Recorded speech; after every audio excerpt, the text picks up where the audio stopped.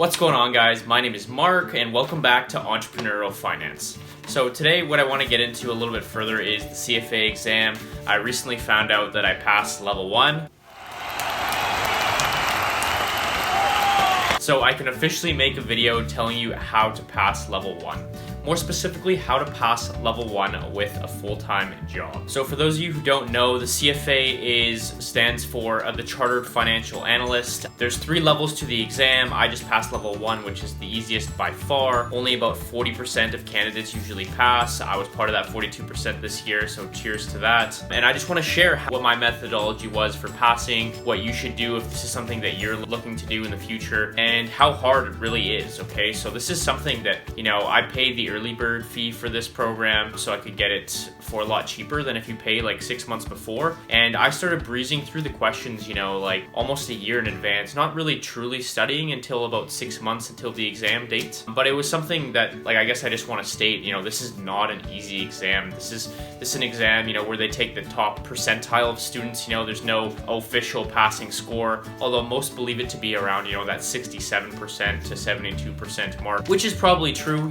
I'll show you guys, kind of where I was in that spectrum, and then we'll kind of run through all the topics and, what's a reasonable strategy for you to pass, okay? So without further ado, let's go ahead and jump into it. Okay, so first thing, you need to start early, okay? There is so much content for this exam. You're gonna kill yourself if you don't give yourself enough time. Like I said, I had paid the early bird fee for this examination, and I started kind of like breezing through the textbooks of almost a year in advance, Not, again, truly studying until we got closer to the exam, but I just wanted kind of to know what the topics were that they were covering, how some of the questions were structured. So level 1 is a completely multiple choice exam. You have 2 3-hour sessions of 120 questions. So 240 questions in total, and you have 6 hours to complete them. So that boils down to about a minute and a half per question, and then you got to basically move on. Some of the questions are very simple in nature. It might ask you, what the weighted average cost of capital is, and then another question might give you all the components and ask you to calculate the weighted average cost of capital. These obviously vary in difficulty, and also what makes the exam so difficult is just really, the amount of topics that they really cover. So 240 questions, and they ask you, everything. So first tip would be to start early, make sure you give yourself enough time, and focus on the areas which you struggle with, okay? So one thing with my results, I didn't necessarily kill any topic, but I didn't necessarily bomb any topic either, and I'll get into that in the latter half of the video. So my second piece of advice would be to make a routine. This is something that is absolutely crucial if you have a full-time job, okay? So for me, I do have a regular 9-to-5 job. I come home, I have, anywhere from like 5 to 7 hours to study. I set aside 2 to 3 of those hours a night for 6 months, okay? For 6 months I did that, and I barely passed this exam, and this is just level 1, okay? So 2 to 3 hours per night, and make sure you really focus when you're studying those topics. It's also really important to stick to this routine, okay? I truly believe, if I had taken a weekend off or a couple nights off, that I wouldn't have passed this exam. Like I said, I was, just above the minimum passing score for this exam. So you really need to utilize every hour, every ounce of studying that you can, because they can really ask you anything from the book. There's over like 10,000, 12,000 pages that you need to kind of cover here. The question bank online is about 3,000 questions. So if you think about that, these are, really long questions, like paragraph long questions where you're looking at financial statements. These aren't questions where you can just do, in 30 seconds and 10 seconds, just choose A and move on. You really have to take your time when studying these questions. And I made sure I went through the test bank multiple times, just to make sure I had every area covered. And, even when I finished studying, I didn't fully have, the test bank memorized or anything, or didn't fully understand every topic, but I felt I had a good grasp of enough of the topics to pass the exam. And it turns out I did. Okay, so just make sure you stick to that schedule. That's really crucial, really important for success here. Third piece of advice would be to stay focused. I mean, this is self-explanatory, but you don't really want to be taking those micro breaks, when you're at home, it's 7 o'clock, you want to check your phone, you want to check Instagram, you want to check Twitter. Avoid that if you can. I mean, I'm certainly guilty of doing that myself a little bit, but that's kind of what really set me back on those nights where I wasn't really able to cover a lot of topics. Set your phone aside, turn the TV off, try to isolate yourself if possible. Don't sit near the TV, don't sit near near anybody. Lock yourself in a room, read the books. After that 2 to 3 hour mark is done, move on with your life. But I'm just saying, micro breaking will kill you, and it certainly killed a few nights of my studying. If I could go back, that's something I would definitely eliminate. My last piece of advice would be to, take the entire week off before the exam. This is something that my work allowed me to do, and I spent like anywhere from like 8 to 12 hours for like 7 days after I did that, and that was extremely crucial for me to memorize the formulas. If you don't know, you don't get a formula sheet with this exam. They might ask you something super complicated with a extremely intense formula. You're expected to have all that memorized, from quant methods all the way to derivatives. They don't give you any formulas. This is stuff you need to know up here. It needs to be in your head. I took that week off completely before the exam. That was absolutely crucial for me memorizing things. I guess basically just give yourself enough time within that short time frame before the exam to make sure you can cover all the topics and review again, because reviewing and making sure that you're kind of comfortable with each section is really important, because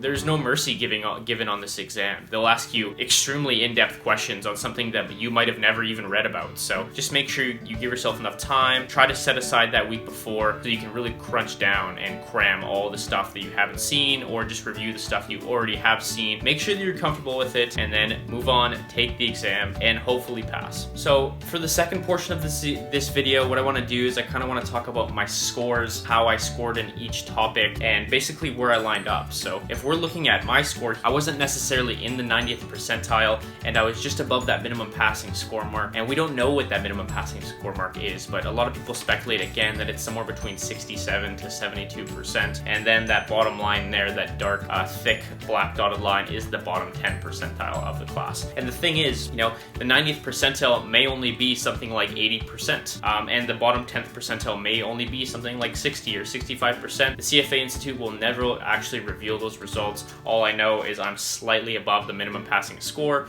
so I was at the bottom or close to the bottom of the list of the people that they let move forward to the next level. Okay, so now I'll share my performance by topic area up on the screen here. Actually, before I share that, I have all the weightings up here, and this does vary from year to year, but it does stay pretty consistent. So for instance, ethics is going to be the highest weighted area, and it is every year, along with financial reporting and analysis. So financial reporting and analysis is the biggest book, and for me it was the absolute hardest book to go through.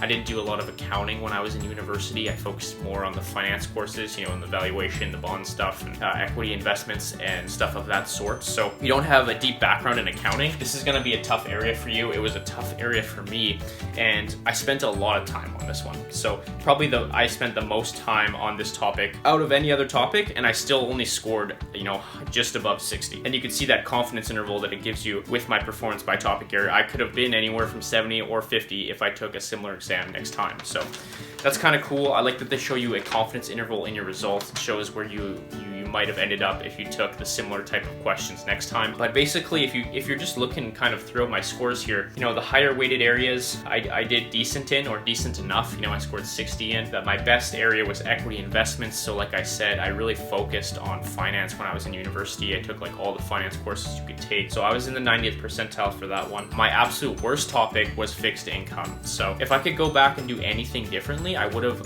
focused a lot more on the fixed income area. I didn't take fixed income when I was in school, and I knew this was going to be another area of struggle for me, but I didn't get enough time to spend on fixed income as I did on financial reporting and analysis. It's another pretty heavily weighted area at 11%. A lot of stuff in here is about, being able to value bonds and their carrying value and all the legislation and policy that kind of follows them. So you might get stuff along the lines of, you have unsecured bonds, you have secured bonds, you have a lien, which one takes priority in bankruptcy, and stuff like that. So you want to make sure you know all the policy when it comes to bond and debt and basically how they work. So that was my absolute worst area. And if you look at the confidence interval, I was actually close to the bottom 10% of the class. So one thing also I have heard through the grapevine and just from other students and just in general, a lot of people speculate about this online. Ethics is an area that if you don't get a minimum score, you'll actually fail the exam. So if you look at my confidence interval there, I was kind of in between. I didn't have a very good score. You can see I was below that 60% mark. For any of those who don't know, there's a channel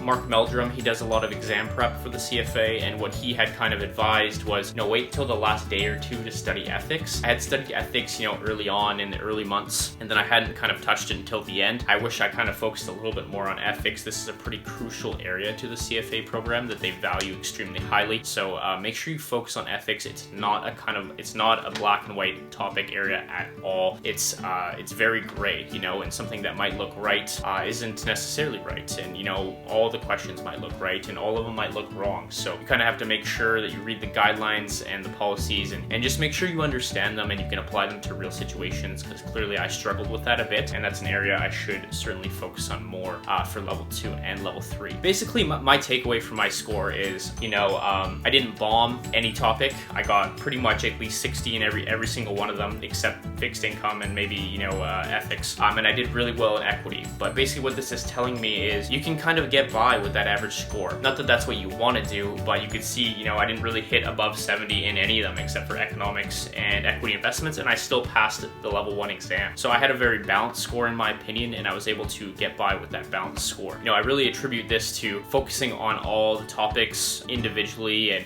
making sure I focused on the areas which I wasn't comfortable with at first, and making sure I was getting to a point where I was comfortable. So I focused on my weaknesses, and to me it paid off. I didn't so much focus on my strengths, and that kind of came back to bite me in the butt. So for instance, what I mean by that is, I thought I would have done a lot better in corporate finance. I thought I would have done a lot better in portfolio management, but I'm kind of middle of the road there, in that 60% range. I would have liked to see myself over 70% in those topic areas. That wasn't an area that I really focused on because I felt comfortable with it, and then come exam, I didn't do too well in them. So I guess my takeaway is focus on your weaknesses, but don't forget to review your strengths as well, because I definitely had a missed opportunity with corporate finance and portfolio management. Those are two topics which I should have done a lot better on, but I didn't focus on them because I was too busy focusing on my weaknesses. Granted, I still passed the exam, so I'm grateful for that, but I just wanted to basically share my experience with you guys. So I hope you enjoyed this video. If you did, don't forget to like, subscribe, and share the video with a friend if you learned something. Let me know how your exams go, and if there's anything else you guys want to see me cover on this channel, let me know down in the comments. Peace out, guys.